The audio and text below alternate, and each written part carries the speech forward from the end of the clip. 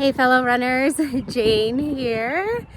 If you guys have been following me on my marathon training vlogs, then you maybe know I haven't posted, or I didn't post it last week. If you're new here, I would highly recommend checking some of those out. I'll link them if you guys want to kind of find out what I've been doing for my marathon training and how I'm training for the Sun Valley Marathon at the end of June. But I faced a little bit of a setback, kind of a freak silly injury, let my guard down a little bit, and I didn't run for about a week and a half, and honestly I was just upset and in a bad mood. I should have still posted, but kind of just sat in my sorrow for a week a little bit. Got to see a PT and I'm back to running. So I'm just taking a little break right now in about a 7-mile run, hour long ish. I'm about 5 miles in, and I just did a short 35-minute 2 days ago. So just following my PT's advice. Swam yesterday, which is great for, keeping up that cardio during injury. So I'll talk to you guys. I'm going to finish this run, talk to you guys a little bit about kind of what happened, just how I dealt with it mentally, and tried to keep as positive of a perspective as possible. So talk to you guys in a little bit. Hey guys, I said I was going to catch up with you after that run, but actually that run was Sunday. Today is Tuesday. Saturday really ended up just not working at all and just being with my family, which was really, really nice. And then Monday was Memorial Day, and I had quite a bit of work to do for a different job of mine, a client that I have, and then we had friends over, which was really nice because all through COVID we were very careful. We haven't had our neighbors over pretty much in all of this, so that was really nice. And so anyway, just to give you a little bit of the backstory of kind of my injury. So the last training video that I did, if you want to check that out, I had just finished a 17-mile run, and that day I also showed you how I structure all my weeks of marathon training. And as I went through, you could see just how specific, all of my days were, the 6 days of training block each week that I do, and just how rigid I really am with my schedule. And I really let my guard down after that video, the last one that I posted, because I was coming off of, we just finished May. April was the highest mileage month that I've ever done. And then right before that 17-mile run that I did the week prior was the first time I had really gotten to 60 miles in, my normal 7-day week. So I talked a little bit about that. And so I was just kind of really coming off this high, thinking like I'm super, super ready. I mean, not coming off of it, continuing in my marathon training, right? But so we had purchased, so this is kind of the story and what happened that week. So 17 miles on that Monday. Typically on a Tuesday, I would do a recovery run. So I am always very careful about doing recovery runs after any hard efforts. And I talk about it in another video, which I'll link here because it's super important and you're going to find out why. I did not heed my own advice. For like the first time since January 1st, I did not heed my advice of making sure I do a recovery run after any hard effort. And a long run is considered a hard effort. That day I did a fast finish too, so I definitely went hard those last couple of miles. The reason is so Tuesday, my husband and I were going to run together. And the reason is these shoes, I blame them. But we ordered, we're so excited, and I've been waiting for this shoe to come out. This is the Vaporfly 2. And I had ordered them, and on a whim, like when they came out, I just texted him. I said, do you want some too? And guys, these shoes are expensive. This is not how we normally are, but I've been waiting for them. He has a big race coming up, and he said, sure. So I ordered the Vaporfly 2, and make sure that you subscribe to the channel, guys, because I'm gonna have a video just about this shoe coming up. I have not even run in mine yet because of this injury that I had. And then he got his. Well, on that Tuesday, he wanted to try his out, and we wanted to go run together. Well, that would normally be my recovery run day, but I love when I get the opportunity to run with him, which isn't that often. And so we went harder than we normally would because these are supposed to be fast shoes, and he wanted to test them out. So I went a lot harder than I normally would. However, then on the last mile, he wanted to book it. And I told him, you go ahead. I'm just gonna, lay off because I don't want to do anything too crazy, but I'd already run a couple of hard miles. So even though I did like that last mile pretty slow, I already did a hard effort. Okay, so then we're now on to Wednesday, and normally Wednesday is my day off. So we're already seeing how this week is getting a little messed up, but it was an opportunity for us to do Orange Theory together. My parents were going to babysit because he couldn't do it on Thursday, which is the day that I've been doing Orange Theory and my speed workouts. So I was like, oh, it's okay. I'll just do Orange Theory Wednesday. Earlier in the day, I did a slow recovery run because I'm like, okay, kind of went hard on Tuesday. I had my long run on Monday. I'm going to do a slow 3 miles earlier in the day. And then we went to Orange Theory that night and everything was totally fine. I felt great. I felt awesome at Orange Theory. I didn't do anything too crazy at Orange Theory. My husband was like 12.0 on the treadmill and I didn't do anything too intense. I went a little bit faster. I mean, I definitely went fast. I was like running 9.0 at a certain point, but not very much. I was really backing off, even at the times we were supposed to be doing push pace or all out pace. If you've ever been to Orange Theory, then you would know about that. Okay, we pick up our kids, we come home, it's like close to bedtime, and my son, who wants to play sports 24/7, he wanted to play kickball. And so he's like, Mom, my husband's already out there. Mom, come play kickball with us. I'm like, okay. So I'm in my bare feet. So I kick the ball totally fine. And as I'm running to first base, I pull my calf muscle right here. Immediately, I was like, oh no. And woke up the next day. I mean, just this seems like this freak injury, right? So I woke up the next day and it was not feeling good at all. I'm really, really worried about it. And honestly, I'm I think it maybe would have happened anyway. It seems like a kind of a silly injury playing kickball with my kids. But I think it was honestly just compounded by the fact that I did all of these hard runs in a row. And I knew that I should not have done that. I think I just let my guard down. And that was really hard. So I'm like, okay, it's fine. I'll just take a break for a few days. I had a calf strain a few years ago. I looked back at my training. I was back to running 3 days. So I'm like, no big deal. I didn't do my group run on Saturday that I normally do. And then Sunday, I'm like, okay, it feels pretty good. I think I'll be fine. Go out my door to go run, just whatever feels good, what I can do. And within 30 seconds to a minute, it just completely seized up. I mean, I couldn't even run through it. I tried to walk a circle kind of back to my house. It wasn't painful, just really uncomfortable, and even uncomfortable walking. And walking up until that point had been fine.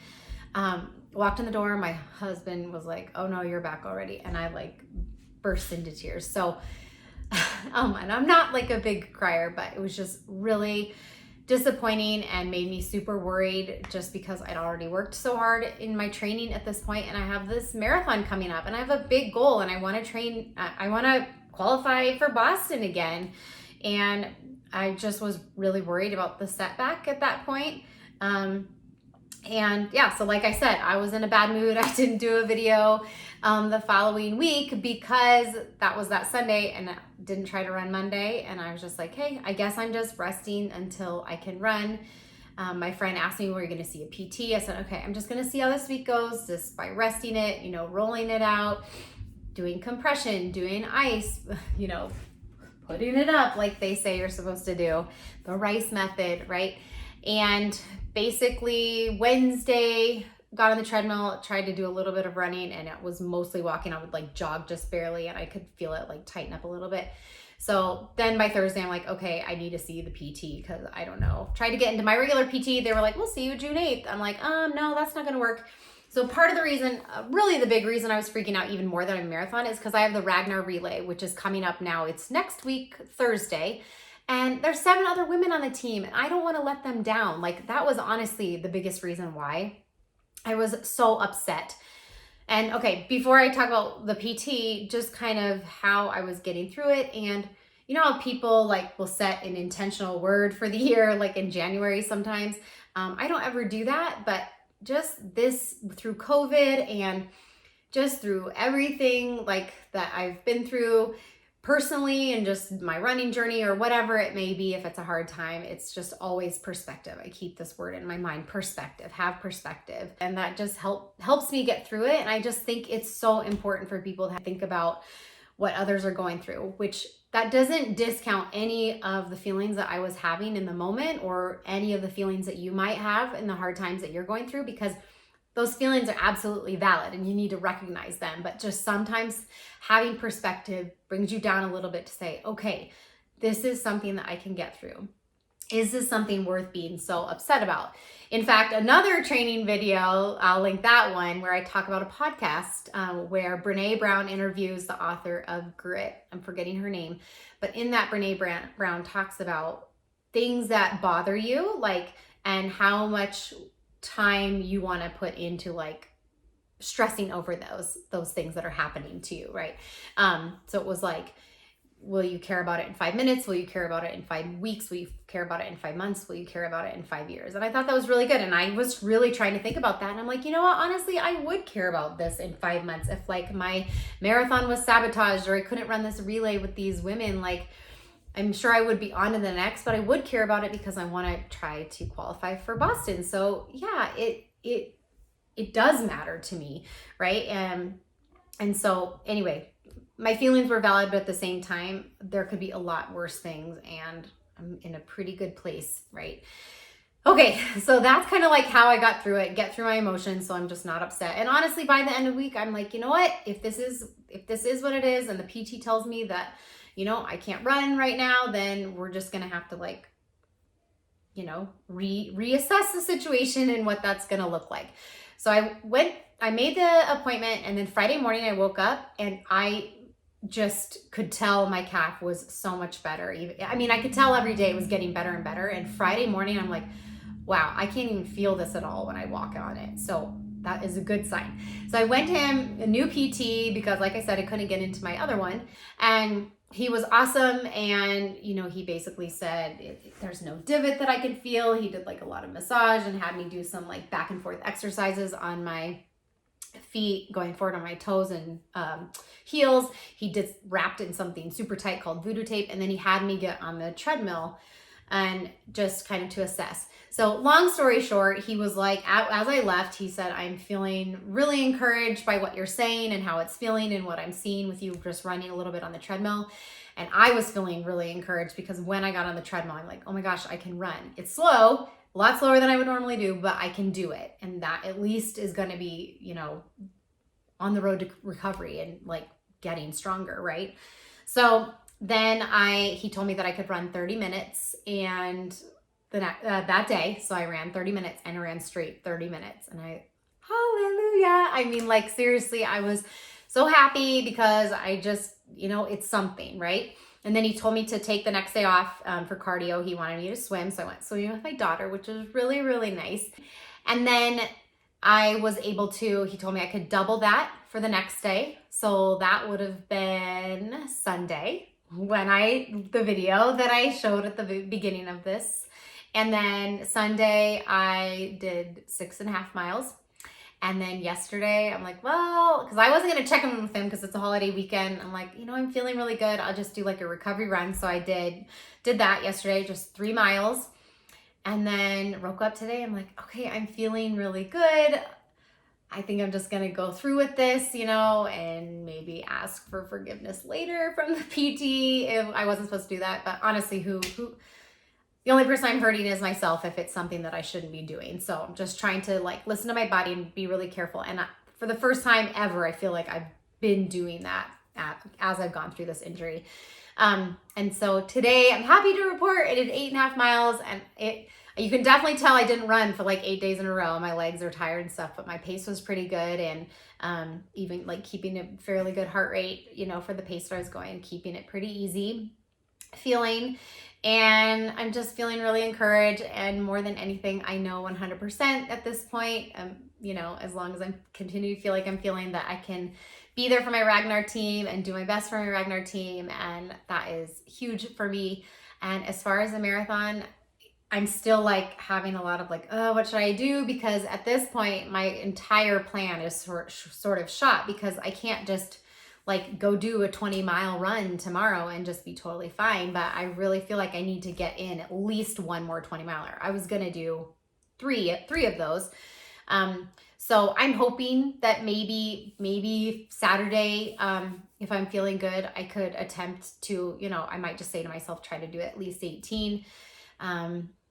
even maybe Sunday. And then the Ragnar is Thursday, so I don't want to do anything too close to that. But anyways, guys, that's where I'm at. Thanks for sticking with me as I've kind of talked about this injury and how I've been feeling and how I've been getting through it. And just remember, like, it's hard. Marathon training is hard. It's so hard to stay rigid in marathon training. And that's why it's so important to not always be training for something, because you do have to stay, pretty specific in your training and be careful about, not doing hard against hard and doing those recovery runs in between. And that is a mental struggle too, because I kind of, I wanted to have fun. I let my guard down and this is what happened. And so, it's all worth it in the end. There's a reason that I keep coming back to the marathon, just because I just love it so much. And I love crossing that finish line and knowing that I was able to do all that work to get there. And if you're questioning that, you absolutely can do it. You just have to be focused and dedicated and disciplined and remember your why. And I feel like that's where I'm at. So I'm just going to do the best that I can do in June. The marathon's coming. At this point, I'm feeling good and feeling confident. And, I'm going to keep my eye on the qualifying for Boston. And if it doesn't happen, that's where we'll be. All I can do and give is my very best. And that goes for you in whatever you're training for as well. Thanks for being here with me, guys. And I will catch you in the next video.